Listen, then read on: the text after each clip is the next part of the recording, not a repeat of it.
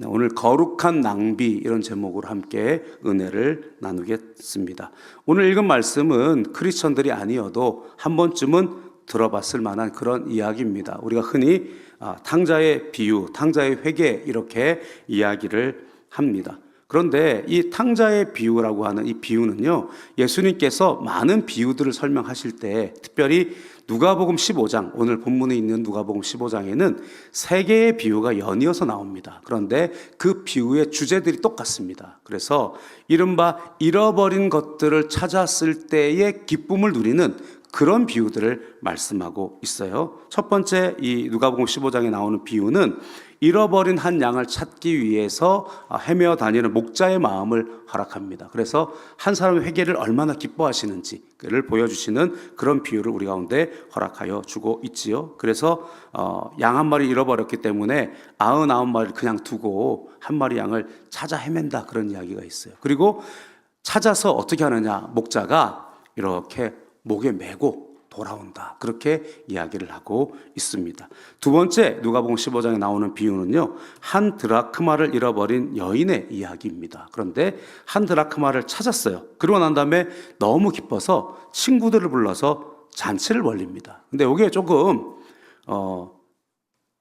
타산이 안 맞아요.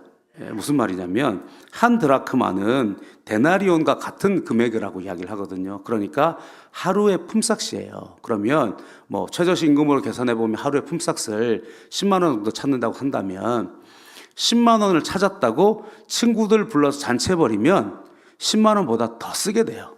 그죠? 그럼에도 불구하고 이것의 의미가 크기 때문에 기뻐하고 함께 기뻐한다, 그렇게 이야기를 하고 있는 것입니다. 거기에 배경이 있다 그래요. 이것은 유대 사회에 남녀가 결혼할 때 주는 어떤 그런 사랑의 증표랑 상관이 있답니다. 그래서 10개의 드라크마를 줄로 꿰어서 이제 신랑이 신부에게 선물로 주는 경우가 있대요. 그러면 그것을 가지고 머리에 장식을 한다, 그렇게 이야기를 합니다. 그러니까 그 아름다운 신랑이 준 사랑의 증표의 장식을 하나 잃어버렸으니까 이제 그것은 찾아야 되는 거죠. 그리고 그것을 찾았으니까 얼마나 기쁘겠어요. 그러니까 친구들 찾아서 잔치하는 그런 내용인 것이지요. 그래서 잃어버린 것들의 그 가치를 회복할 때의 기쁨, 그리고 이제 나오는 것이 세 번째 이 비유가 바로 탕자의 그런 어떤 비유가 되겠습니다.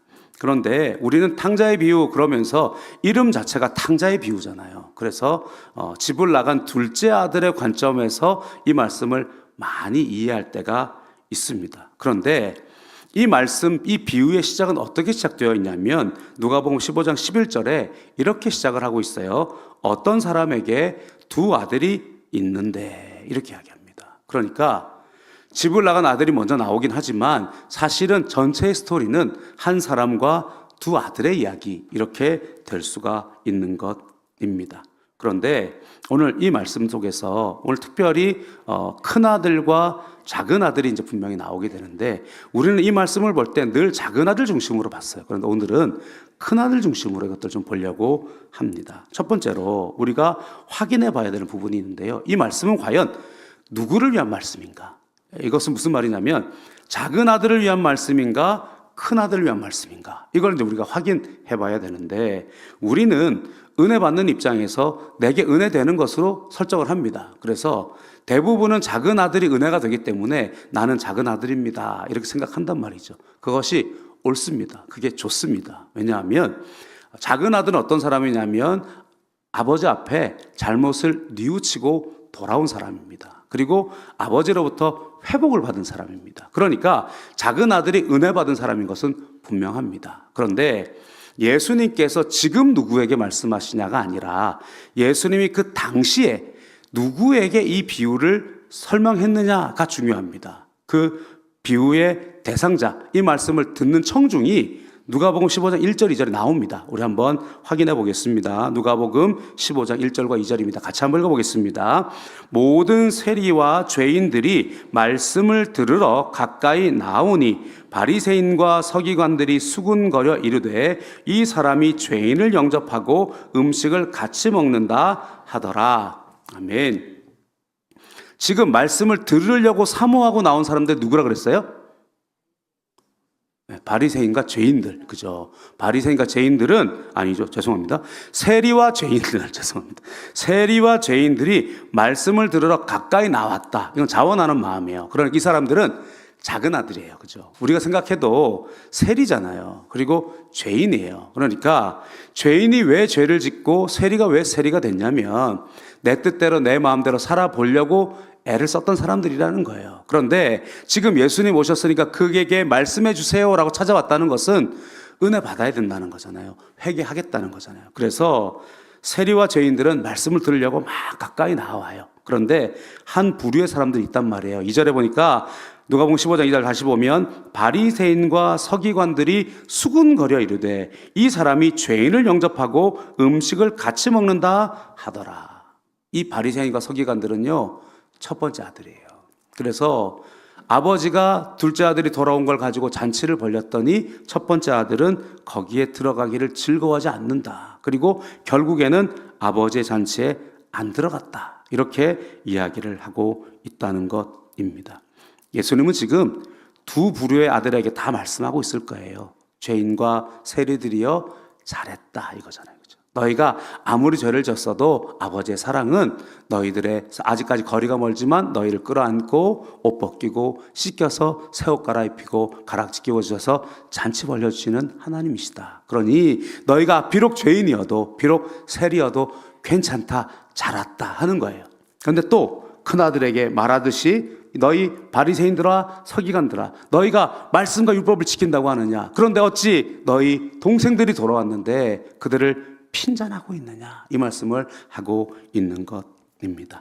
오늘 우리가 한번 살펴볼 것은요, 이 형들은 그런 어떤 사람인가? 형들의 특징에 대해서 한번 살펴보겠습니다. 누가복음 15장 29절에 30절 같이 읽겠습니다. 아버지께 대답하여 이르되 내가 여러 해 아버지를 섬겨 명을 어김이 없거늘 내게는 염소 새끼라도 주어 나와 내 벗으로 즐기게 하신 일이 없더니 아버지의 살림을 창녀들과 함께 삼켜버린 이 아들이 돌아오매 이를 위하여 살찐 송아지를 잡으셨나이다. 여기에 이 큰아들의 관점, 큰아들의 입장은 뭐냐면요, 스스로를 노예처럼 여깁니다. 여기 굉장히 중요한 포인트들이 있어요. 자, 둘째 아들이 돌아올 때 무엇라고 여기면서 돌아왔냐면 내가 아버지께 죄를 지어서 아버지의 아들이라 일컬음을 받지 못합니다. 그러므로 종의 하나로 써주십시오. 이렇게 왔단 말이에요. 그랬더니 아버지는 아니다. 내 아들을 죽었다가 살아났다 잔치하겠다고 하면서 그 때 묻은 옷 다 벗기시고 그리고 가락지 끼우고 잔치 벌려 주셨어요. 그러니까 종이 아니라 아들로 와야 된다는 거예요. 그런데 이 집안에 있는 아들의 마음은 뭐냐면 자기를 노예처럼 여겨요. 그러면서 뭐라고 이야기하냐면 여러 해 아버지를 섬겨서 명을 어김이 없습니다. 이렇게 이야기해요. 그런데 왜 아무것도 안 주셨습니까? 이렇게 이야기를 하고 있다는 거죠. 윤리적인 잣대로 정죄하고 윤리적으로 스스로를 자부하고 있는 그런 사람들이에요. 그런데 그 결과는 뭐냐면 아버지를 기뻐하지 않아요.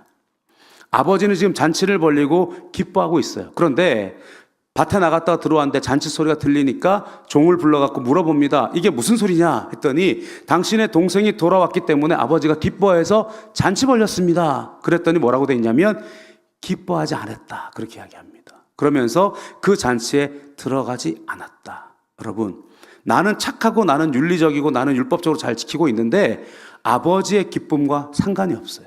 여러분, 오늘 우리의 신앙이 그럴 수 있어요. 하나님의 기쁨과 상관이 없이 내가 그냥 뭘 잘 지키면 되는 것처럼, 내가 그냥 열심히만 하면 되는 것처럼. 그런데 내가 무언가를 잘 지키고 열심히 하는 목적이 그냥 복 받는 것이라면 이건 문제가 될 수 있어요. 여러분, 우리가 잘 섬기고 잘하면 복 받습니다. 그런데 그것은 하나님께서 하나님의 마음을 기쁘시게 하고 하나님과 동행하는 것을 기뻐하면서 복을 주시는 것이고 맡겨주시는 것이죠. 그런데 마치 하나님 앞에 어떤 의무를 주는 것처럼 내가 열심히 했으니까 하나님 복 주셔야 됩니다. 이런 거 있잖아요. 이거는요, 사실은 로마 종교가 그래요. 로마의 종교는요, 어떤 마음을 가지고 있냐면 신이라고 하는 존재는 사람들이 기도를 하면 기도를 들어줄 의무가 있다 이렇게 이야기해요. 우리가 열심히 착한 일을 하면 하나님이 그것을 들어줄 의무가 있다 이렇게 생각하는 거예요. 그것은요, 하나님은 절대 주권자이십니다. 물론 하나님께서 만드신 법칙이 있기 때문에 그 법칙을 따라서 복을 받는 것은 맞습니다. 그러나 그 어떤 누구도 아버지 앞에, 하나님 앞에 따져 물을 수 없습니다. 그런데 하나님은 우리를 기뻐하셔서 자녀이기 때문에 복을 주는 것이지, 우리가 내 마음대로 잘했기 때문에 복을 주는 것이 아니라는 것, 우리는 기억해야 될 것입니다. 여러분, 윤리적인 사람들은요, 기쁨이 없어요. 여러분 가만히 보십시오. 윤리적인 사람들은요, 항상 정죄의식이 있어요. 내가 조금 잘하면 잘해도 주님 앞에 무언가 모자랄까 봐 정죄의식이 있고요. 또 내가 무언가를 남들보다 잘한다면 교만함 때문에 타인들을 정죄합니다. 그러면서 하나님의 기쁨에 나가지 못하고요. 결국 아버지의 기쁨이 되지 못합니다. 이 말씀을 이제 보다 보니까요, 그 책이 한 권 있는데 탕부 하나님 이런 책이 있어요. 팀 켈러라고 하는 분이 쓴 책인데요. 제가 이 책이 집에 있음에도 불구하고 한참 동안 읽지 않았습니다. 왜냐하면 제목이 좀 기분 나빴습니다. 그래서 하나님을 그 앞에 감히 하나님 앞에 탕자를 붙이다니, 그죠? 우리가 탕 그러면 방탕 이런 생각을 많이 하기 때문에 하나님은 방탕하신 하나님은 아니잖아요. 그런데 이제 말씀 이렇게 보면서 또 이 말씀 더 묵상하면서 책을 결국에는 펼쳐보고 은혜를 받았어요. 그런데 이분이 탕부라고 쓰는 이유는요, 사실 한국어 번역이 조금 이렇게 억지가 있어요. 그러니까 원래는 영어 제목, 원래 제목은요, The Prodigal God이거든요. Prodigal God 이렇게 돼 있습니다. 그래서 이 prodigal이라고 하는 단어의 뜻은 낭비하다, 방탕하다라는 뜻도 있지만, 그래서 이거를 적용한 게 이제 A Prodigal Son이에요. 그래서 우리가 이거를 탕자다 이렇게 번역하고 있는 거예요. 그런데 어떤 뜻도 있냐면 Be Prodigal of, 이건 뭐 제가 영어를 잘하는 게 아니고 이분이 책에 써 있는 겁니다. 네.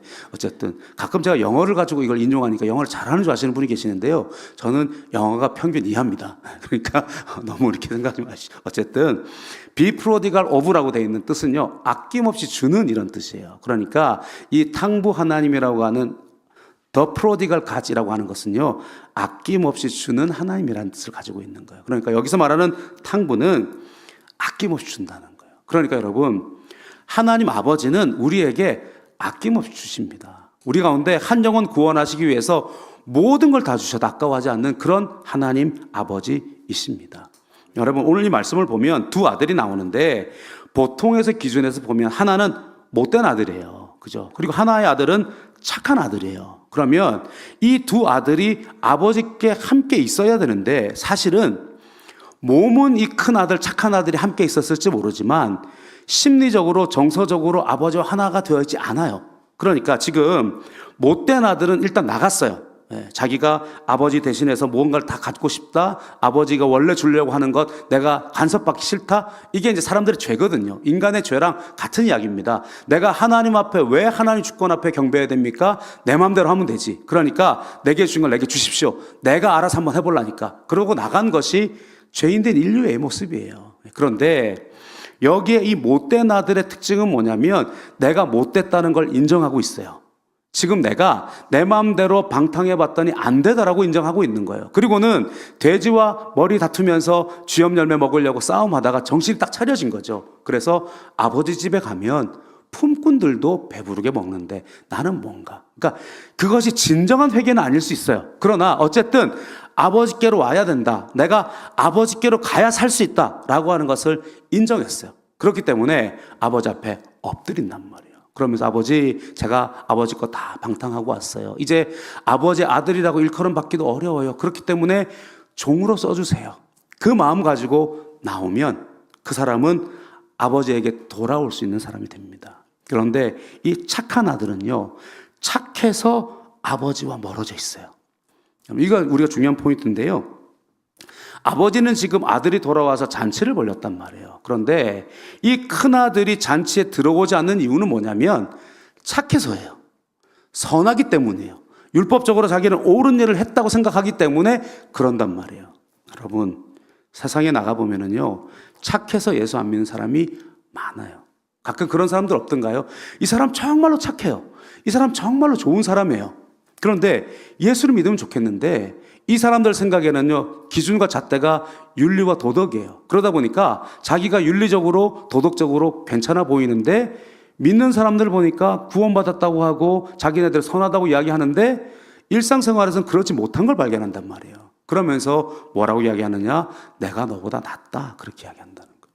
여러분, 그러나 그런 입장에 있는 사람들은요, 구원받지 못합니다. 내가 철저히 죄인입니다. 하나님, 저는 주님 없이는 아무것도 할 수 없습니다. 내가 무언가를 해보려고 했지만 나는 무너지고 넘어질 수밖에 없는 죄인입니다. 고백해야 아버지가 옷 벗겨주시고 씻겨주시고 신분 바꿔주시고 잔치 벌여주시는 것입니다. 여러분, 바리새인과 서기관들이 이 말씀 들었을 때 기겁했을 거예요. 여러분, 바리새인은요, 겉으로 보일 때 거룩하게 살아가는 사람입니다. 평상시에 이런 옷 입고 다니는 사람이에요. 평상시에. 그죠? 이해가 가시죠? 그죠? 평상시에 이런 옷 입고 가면 누가 봐도 목사구나 한단 말이에요. 평상시에 예배 드릴 때도 아니고 성찬할 때도 아닌데 날마다 이렇게 가면 행동이 얼마나 조심스럽겠어요. 이게 어찌 보면 그냥 가운이지만 예배 전에 이걸 하나 딱 입으면은요, 이거 입고 화장실도 못 가겠어요. 네. 그런 심정이 있어요, 분명히. 그죠? 네, 그런 것이 있습니다. 네. 그러니 그런 사람들로 살아가고 있는 바리새인인데 예수님께서 뭐라고 말씀하고 있냐면 너희는 아버지의 즐거움에 참여하지 못한다 이야기하는 거. 서기관들은요, 성경을 베껴 쓰는 사람이에요. 성경을 거의 다 외우는 사람들이에요. 그 성경을요, 얼마나 멋있게 쓰는 줄 아십니까? 그걸 써놓은 걸 보면은요, 인쇄를 해도 그렇게 멋있게 쓸 수 없어요. 그렇게 쓰고 외우고 말씀을 가르치는 사람들인데, 말씀을 보존하고 있는 사람들인데, 너희는 아버지의 즐거움에 참여하지 못한다라고 말씀하고 있는 것입니다. 영화 아마데우스를 보면 살리엘이라고 하는 인물이 나오는데 이게 실존 인물이긴 합니다. 그런데 이제 후반부가 좀 각색이 되어져 있는 이야기이긴 한데요. 이 살리엘이라고 하는 사람이 음악적인 영감을 위해서, 그 당시에는 다 예배 음악이니까 자기가 경건하게 살기로 하나님 앞에 서원을 합니다. 그래서 최고의 음악가가 되기 위해서 최고의 믿음 생활을 하겠다. 그러면서 또 최고의 열심을 가지고 일을 행합니다. 그러다 보니 오스트리아 황실의 궁정 작곡가로 명성을 날리게 됩니다. 그런데 한 사람이 나타나면서 이 모든 게 다 무너집니다. 그게 누구냐면 볼프강 아마데우스 모차르트입니다. 이 사람은 4세의 협주곡을, 7세의 교향곡을, 12세 오페라를 작곡했습니다. 근데 이 사람을 보니까 태양 앞에 선 달처럼 다 녹아버리는 같은 그런 느낌을 받는 거예요. 그런데 더 참지 못하는 건 뭐냐면 자기는 거룩하게 살아가기로 하나님 앞에 결단하고 서원한 사람이잖아요. 그런데 이 모차르트는 악동이더라는 거예요. 천박하다는 거예요. 방탕하다는 거예요. 무례하다는 거예요. 근데 어떻게 저 사람에게 이런 은혜를 줄 수 있느냐라는 거죠. 더 안타까운 것은 뭐냐면 모차르트 악보를 딱 펼쳐본 순간 그의 악보에서 신의 음성이 들리는 거예요. 이 사람은 이제 악기를 정말로 음악을 잘하는 사람이니까 악보만 보면 딱 느껴지는 거잖아요.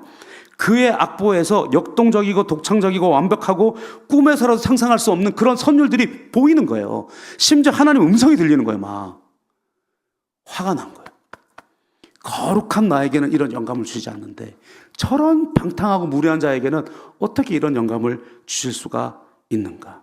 그래서요, 살리에르가 분노합니다. 그리고 하나님 앞에 자기에게 허락한 것은 저토록 모자란 인간 모차르트의 청재성을 알아볼 수 있는 능력밖에 없다. 그러면서 하나님, 최고의 꿈을 주셨으면 최고의 능력도 주셔야죠 라고 하나님을 외면하게 됩니다. 그러면서 어떤 마음을 갖게 되느냐, 모차르트가 사라지면 내가 빛나게 될 거다. 그리고는 모차르트를 가만히 봤더니 모차르트에게는 아버지께 인정받고자 하는 욕구가 있더라는 거예요. 그래서 모든 판단의 기준이 다른 사람들이 얼마나 아름답게 이 노래를 연주하는가, 이 노래 찬사를 보내는가에 있는 게 아니라 아버지께 인정받는 거였다는 거예요. 어린 시절에 그렇게 왜곡된 신앙, 삶의 자세를 가지고 있었던 것이죠. 그러면서 그거를 막 자극합니다. 모차르트의 심리를 극한으로 몰아갑니다. 그리고 난 다음에 모차르트는 그의 아버지의 사후에 죽음의 무게에 짓눌릴 수밖에 없는 진혼곡을 정체불명의 누군가로부터 받았고 끝내 완성하지 못한 채 영양실조로 끝납니다. 그리고 나이가 36에 죽었습니다. 그리고 난 다음에 오랜 시간이 지난 다음에 어느 겨울밤에 눈보라 속에서 모차르트, 자네를 죽인 건 나야! 라는 울부짖는 소리가 들려요. 그리고 그가 노년의 살리에리가 스스로 목을 찌르며 내지른 비명이었다. 물론 여러분, 비극으로 이렇게 생각하면서 고개를 흔들칠 필요는 없습니다. 실제는 살리에리는 늦게까지 잘 살았습니다.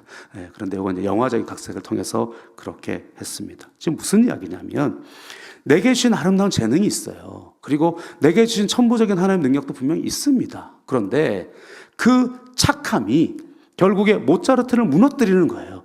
뿐만 아니라 모차르트만 무너뜨리는 게 아니라 나 자신도 무너뜨리고 있다는 거예요. 여러분, 우리가 아버지의 기쁨, 아버지의 마음을 누려야 할 줄로 믿습니다. 여러분, 형이 왜 들어가지 않았냐? 분명히 누가복음 15장 29절에는 직접 이야기를 밝히고 있습니다. 내가 아버지의 명을 어김이 없거늘. 그죠? 그와 아버지를 갈라놓은 것은요, 그의 죄가 아니라 도덕적 이력에 대한 교만입니다.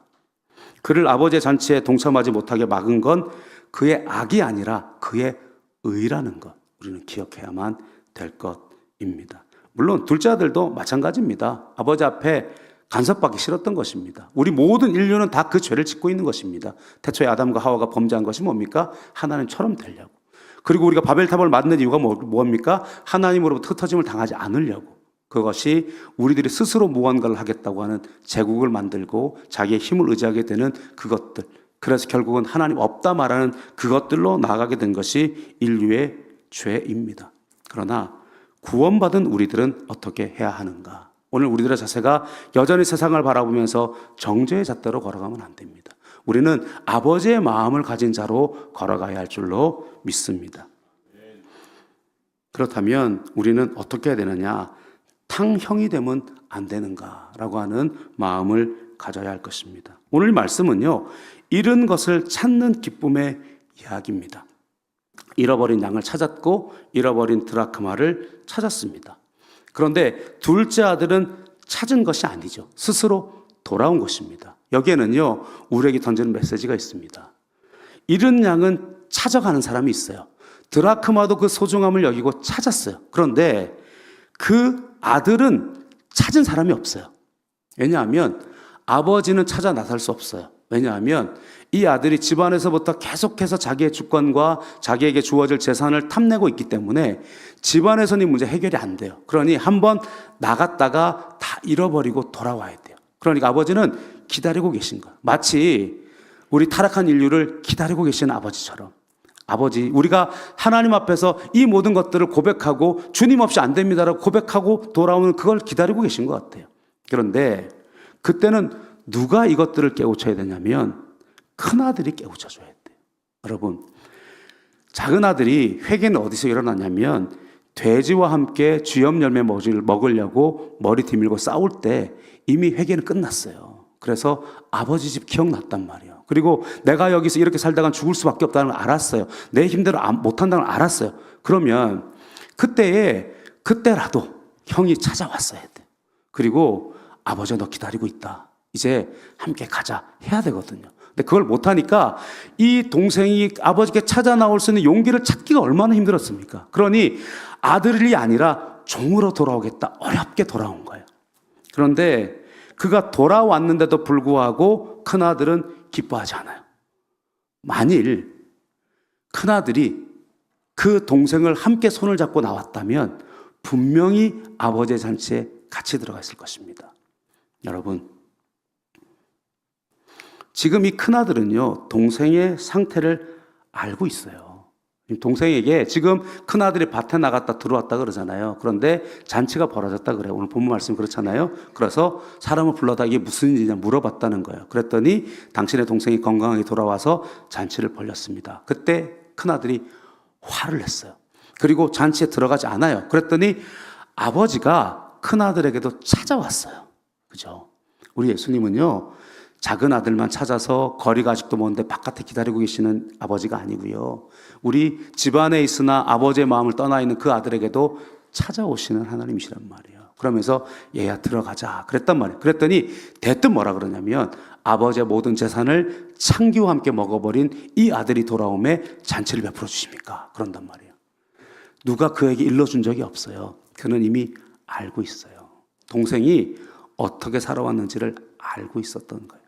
그러면 그는 그 정도 돼지 열매 먹으려고 씨름하고 있을 그때에 찾아갔어야죠. 그러면 아버지는 동생이 돌아올 때까지 거리가 아직도 먼데 나와서 기다리고 계시는데 그 아들을 동생을 데리고 들어갔다면 분명히 그 주인의 즐거움에 참여할 수 있었을 것입니다. 오늘 이제 제 아내가 어떤 조언을 해줬냐면요, 100만 유튜버가 온다, 박위 이렇게 써놨는데 아직도 여러분들 중에 많은 분들은 박위가 누군지 모를 거다 그런 이야기를 해줬어요. 박위가 누군지 아시나요? 아시는구나. 감사합니다. 지금 이제 우리 사진에 상반신만 나와 있는데요. 이 형제는 하반신 마비가 되어 있는 형제입니다. 그러니까 그분이 이제 오셔서 직접적으로 간증을 하겠습니다만은 하반신 마비가 됐는데 왜 하반신 마비가 됐냐면 젊은 시절에 건강한 형제인데 취직을 했어요. 취직을 하고 정규직이 되는 그날 친구들이랑 회식을 했어요. 그리고 이른바 이제 필름이 끊어지고 난 다음에 눈을 떠 보니 이렇게 온몸이 수술되어져 있고 묶여져 있는 상태가 된 거예요. 그러면서 의사가 하는 말은요, 당신은 전신마비가 될 것이다. 그리고 평생 걷지 못한다. 그 판정을 받았다는 거예요. 느낌이, 그분이 그런 느낌 이야기하더라고요, 강의 때. 여러분, 머리카락에 힘을 줘서 한번 세워보세요, 지금. 한번 해볼까요? 손톱을 보시면 손톱에 힘을 한번 줘보세요. 그 느낌이라는 거예요. 사지가. 의식은 있지만 아무것도 할 수 없는 상태.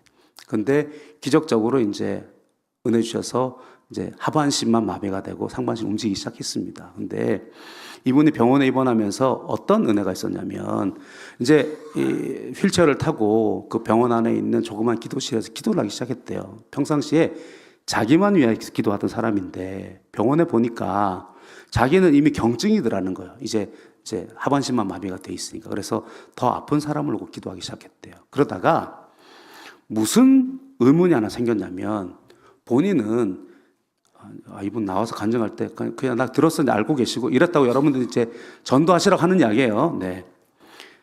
이분은 자기는 자기가 술 먹고 다친 거라 하나님을 원망한 적은 없대요. 근데 이렇게 보니까 태어나면서부터 마비가 되신 분들, 장애가 있는 분들도 있더라는 거예요. 그러면서 이건 하나님 불공평한 건 아닙니까? 그런 마음을 가졌대요. 그런데 그러면서 이제 화장실에 가서 이렇게 앉아 있는데 어떤 마음을 하나님 주셨냐면 그러면 네가 가서 그 사람들을 안아주면 되지 그랬다는 거예요. 이분이요 처음 음성을 들었대요. 그래서 네가 가서 그 사람들을 안아주면 되지. 그래서 장애우들의 불편한 점을 유튜브에 밝히고 자기네들이 하반신 마비 있는 사람은 화장실을 어떻게 갈까 동영상을 찍어서 올리고 그런 것들을 적나라하게 이야기해요. 그러면서 자기는 되게 감사하대요. 왜냐하면 내가 찍는 컨텐츠는 아무도 따라할 수 없대요. 내가 하는 일상은 다 컨텐츠가 된대요. 그러면서 이제 사람들한테 이제 위로를 주는 그런 일을 하고 있어요. 그러면서 그거를 이제 우리 모두 다 기적입니다. 이렇게 표현하는 거거든요. 그러니까 대충 요 정도만 제가 설명했어요. 제가 무슨 이야기 하는 거냐면 아픔을 겪은 사람은 형님이란 말이야, 지금. 그죠? 이미 아픔 속에서 그 아픔을 위로받고 하나님의 은혜를 받았어요, 이제 맏아들은 다 형님이잖아요. 그러니까 탕자 아래서 머무는 게 아니라 우리가 다 형님이 돼 있단 말이에요, 사실은요. 그러면 또다시 가슴 아파하고 같은 아픔을 가지고 있는 동생들을 볼 수 있어야 돼요. 근데 이 형제는 그걸 본 거예요.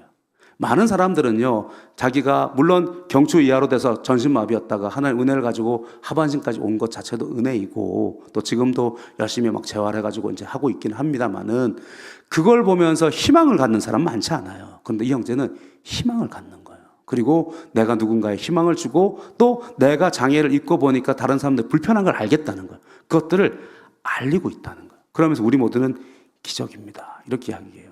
그래서 뭐 소변줄 끼고 이런 이야기도 막 자연스럽게 해요, 막. 너무 많이 이야기하면 그날 재미없으니까 이 정도 하고 여러분 본편은 16일 날 들으시기를 바랍니다. 중요한 것은요, 모든 형들은 동생을 돌볼 의무를 가지고 있습니다. 가인이 아벨을 쳐 죽였을 때 하나님이 가인에게 아벨을 찾거든요. 그랬더니 뭐라고 이야기하냐면 내가 아우를 지키는 자입니까? 그렇게 말해요. 여러분, 내가 아우를 지키는 자입니다. 먼저 구원받은 사람들은요, 아직 구원받지 못하여 길을 잃고 헤매는 잃어버린 동생을 찾아 나서는 사람입니다. 우리 예수님은 탕형 예수님이십니다. 우리 예수님은 우리를 위하여서 이 땅 가운데 오셨습니다. 우리 예수님 이 땅 가운데 오셔서 하늘의 영광을 버리셨어요. 하나님의 아들의 신분을 버리시고 사람과 같아지셨어요. 그리고 철저히 죄인이 되셨어요. 그리고 그들 앞에서 벌거벗겨지셨어요. 채찍 맞으셨고 사람들 앞에 조롱당하셨고 외면당하셨어요. 그리고 마지막 피 한 방울까지 우리를 위하여서 흘려주셨어요. 그것은 왜입니까? 동생된 우리들을 구원하기 위해서. 우리 예수님은 형님이다 말씀하고 있어요. 로마서 8장 29절입니다. 같이 한번 읽어볼까요? 로마서 8장 29절. 하나님이 미리 아신 자들을 또한 그 아들의 형상을 본받게 하기 위하여 미리 정하셨으니 이는 그로 많은 형제 중에서 맏아들이 되게 하려 하심이니라. 우리 예수님이 맏아들이세요. 이제 예수님께서 우리 모든 길을 잃어버린 동생들이 아버지께 돌아올 용기가 없으니까 우리 예수님 오셔서 다 갚았다. 그러므로 나와 함께 가자라고 말씀하고 있는 것입니다. 히브리서 12장 2절에 같이 읽어보겠습니다. 믿음의 주여 또 온전하게 하신 예수를 바라보자. 그는 그 앞에 있는 기쁨을 위하여 십자가를 참으사 부끄러움을 개의치 아니하시더니 하나님 보좌 우편에 앉으셨느니라. 우리를 위해서 이 본을 보이셨어요. 그런데 우리에게 그것을 본받게 하려고 맏아들로 삼으셨다 말씀하잖아요. 그리고 예수님은요, 인자가 온 것은 섬기러 온 것이니까 너희도 그리해야 된다 말씀하셨어요. 마태복음 20장 28절입니다. 인자가 온 것은 섬김을 받으려 함이 아니라 도리어 섬기려 하고 자기 목숨을 많은 사람의 대속물로 주려 함이니라. 아멘. 시간이 또 가서 제가 그렇습니다만은 또 이간증은 해야 될 것 같습니다. 제가 섬기던 북경에서 정말 그 한 영혼의 소중함을 깨달은 적이 있어요. 이 북경에는 이제 뭐 교민들이 영주권이 없습니다. 그러니까 이제 들어왔다 나가기도 하고 또 한국에 있다 다시 들어오기도 하고 그렇게 되는데요. 한 가정이 있었는데 제가 이제 북경에 부임하기 전에 초창기 멤버였다 그래요. 그래서 이 일꾼이 들어오면 되게 반갑거든요. 왜냐하면 해외 일꾼이 없기 때문에. 그런데 우리 이제 여성교 회장님 하시는 분이 막 찾아온 거예요. 목사님, 처음에 우리 교회 구역장이 하나 있는데 그때 그 구역장이 우리 구역장이었거든요. 근데 그분이 들어온대요. 이러는 거예요. 그러니까 천군만마를 얻은 것처럼. 근데도 어떻게 나갔는지 어떻게 들어오게 됐는지 사람들이 잘 몰라요. 근데 보니까 남편이 사업이 망한 거예요. 북경에서. 그래서 힘겹게 들어갔는데 그 여파로 위암을 얻으시고 수술하고 난 다음에 이제 치료가 되고 어느 정도 이제 완치 판정을 받고 복귀가 된 거예요. 그래서 사업이 복귀가 돼서 좀 어느 정도 괜찮아진 거예요. 그리고는 이제 다시 이제 중국에 와서 그 사업들을 이어가 보려고 이제 들어온 거예요. 들어와서 이제 제가 신방을 갔는데 제가 신방 갔더니 남편이 집에를 나가더라고요. 그러니까 믿음이 없는 것 같아요. 보니까 원래 집사님으로 들었는데 믿음이 별로 없어 보여요. 그리고는 뭐 만났더니 뭐 그냥 안녕하세요 뭐 이러고 지나가요. 이상하다 뭐 그랬어요. 근데 그러던 와중에 이 사업이 잘 안 돼가지고 사업이 잘 안 되면 당장 이제 해외 생활하니까 이 생활비를 줘야 되잖아요. 그런데 이번 달에 들어올 수금이 안 되면 생활비를 줄 수가 없으니까 급하게 돈을 빌려 쓰는 방법이 무슨 방법이냐면 여권을 맡기고 사채를 쓰는 방법이 있어요. 그래서 첫 달에 자기 여권 맡기고 이번 달 생활비 받고 두 번째 달에 아내 여권 맡기고 이번 달 생활비 받고 그 다음 달에 큰아들 두 번째 달에 작은 딸 해가지고 가족 전체의 여권을 맡겨버린 거예요. 그 사실이 이제 드러났죠. 그러면서 이제 또 막 다툼이 일어나고 막 그랬습니다. 그러던 와중에 이 고생하면서 어떻게든 재개를 해보려고 이제 부인이 나서고 했는데 부인이 암이 또 걸렸어요. 그래서 이제 유방암에 걸려서 유방철제술을 하고 그렇게 돌아왔는데 그때 기적이 일어났어요. 무슨 기적이냐? 이 남편이 새벽 기도를 나오기 시작했어요. 그리고 침례식 날 침례 받겠다고 찾아왔어요. 그래서 아니 집사님이라며요. 근데 왜 침례를 받아요? 그러니까 아무 말도 안 하고 그냥 침례를 받아요. 그리고는 새벽 기도를 열심히 다녔어요. 아내가 돌아왔습니다. 수술 잘 마치고. 그리고는 두 분이 열심히 재기를 했어요. 그래서 본인 여권만 잡혀있고 나머지 여권 다 받아왔어요. 그리고는 이제 아이들 공부하고 다 감당할 수 있도록 됐습니다. 그러다가 안타깝게도 이 집사님이 허리가 아픈 거예요. 허리가 아픈데 끊어지게 아프다는 거예요. 근데 예전에 다른 해외 생활 할 때 교통사고가 나서 이 허리 척추뼈가 부러진 적이 있대요. 그래서 이제 힘드니까 그게 재발한 것 같다. 이제 그래서 그냥 치료받고 뭐 이렇게 있었단 말이죠. 근데 한날 전화가 왔어요. 목사님, 허리가 너무 아파요. 어떻게 좀 해주세요. 그래서 제가 들쳤고 병원을 갔습니다. 들쳤고 정형외과를 갔는데 그 이제 한 방울 이렇게 막 손을 만져서 고쳐주는 그런 의사 선생님이 우리 교회에 있어가지고 그분이 이렇게 만져주시더니 이렇게 말씀하는 거예요. 허리는 제가 다 풀었는데 목사님 이거 허리 문제 아닙니다. 그러시는 거예요. 중간중간에 이렇게 덩어리가 잡힙니다. 종양이 생겼다는 이야기죠. 아마도 뼈로 암이 전이된 것 같습니다. 그러는 거예요. 그러니까 불법 체류 상태에서는 병원을 갈 수가 없어요. 그리고 병원에 가도 치료비가 너무 높게 나와요. 그래서 어떻게든 이분의 신분을 마련해가지고 한국으로 들여보내려고 저희 교회와 한인회와 영사관과 다 함께 합심을 해가지고 이분의 신분을 회복하고 이제 그 다음 주에 이제 병원으로 모시고 가도록, 그리고 한국에 있는 선교단체가 이 케이스를 잘 자기네들이 해보겠다 그래서 이분의 거처와 병원 치료가 다 준비되어 있었어요. 그래서 너무 감사했죠. 그런데 이분은 그것이 진행되는 동안에 몸이 계속해서 쇠약해지기 시작하는 거예요. 허리가 아프다가 하반신에 마비가 왔어요. 그리고 상반신에서 점점 마비가 올라와서 두 팔만 쓸 수 있는 상태가 됐어요. 그런 상태에서 교회를 못 나오는데 예배를 너무 사모해서 모든 재직들이 매주일 저녁에 그 집에 가서 예배를 드려줬어요. 근데 다음 주에 이제 이분이 출발해야 되는데 이번 주 주일 새벽에 천국을 가버리고 말았어요. 너무나 안타까웠죠, 그죠? 저희가 애를 썼는데. 그러고 난 다음에 이 부인 되시는 집사님 혼자 남아서 아이들 키우며 있었는데 이 부인 되시는 집사님도 그 암이 뇌로 전이가 돼서 어려운 상황이 다가오게 됐어요. 그때 하나님 앞에 정말로 눈물 흘리면서 울었어요. 이제까지 마음에 제일 갇히게 되는 건 뭐냐면 암 진단조차도 제대로 받아보지 못했다는 거예요. 이 남편 집사님 같은 경우에는.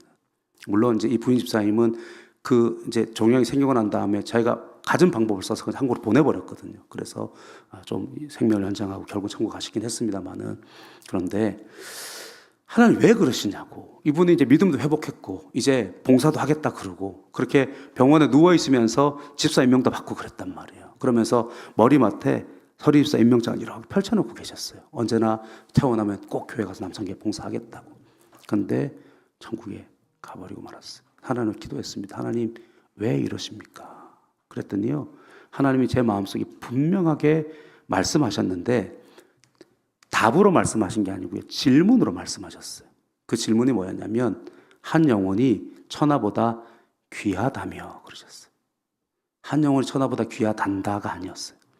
너희들이 말하지 않느냐, 한 영혼이 천하보다 귀하다며. 여러분, 목숨보다 영혼 구원이 귀합니다. 여러분, 건강보다 영혼 구원이 귀합니다. 그 사람이 그 고난 속에서 주님을 붙들었어요. 침례를 받았어요. 그 고난 속에서 직분의 감사함을 깨달았어요. 여러분 머리맡에 있는 그 직분의 이름표 소중하게 여기시기 바랍니다. 그분이 마지막 장례식에 장례 끝에 그 옆에 서리입사 임명장을 펼쳐놓고 갔어요. 메모리얼 파크에 이렇게 이름 한 자 써 있는 그 직분이요, 얼마나 무거운 직분인 것을 깨달으셨으면 좋겠습니다. 여러분, 우리 모두는 탕부 하나님, 탕형 예수님을 믿는 사람들입니다. 어느 틈엔가 우리들이 이제 아버지 품 안에 있다고 생각하면서 아버지의 즐거움에 동참하지 못하는 우리들은 아닌지요. 오늘 우리들이 아버지의 즐거움에 동참하는 우리들 되어야 할 것입니다. 그렇다면 아버지 안에서 아버지의 즐거움을 날마다 맛보아야 돼요. 내가 구원받은 것에 너무나 감사하고 봉사하는 것에 너무나 감사하고 주께 주신 직분에 감사할 수 있는 그 감격이 우리 가운데 있어야 할 줄로 믿습니다. 뿐만 아니라 아버지께서 아파하시는 그 사람들을 바라보며 손을 내밀 수 있는 그런 우리들 되어야 할 것입니다. 전도에 시간을 내십시오. 힘들어도 외면당하는 부끄러움의 것들을 우리가 극복하시기 바랍니다. 때때로 이런 행사 진행할 때 사실 비용도 많이 들어갑니다. 그런데 그런 것들에 대해서 헌신도 해보십시오. 그러면 그 모든 것들에 대한 즐거움이 우리 가운데 충만하게 임하게 될 줄로 믿습니다.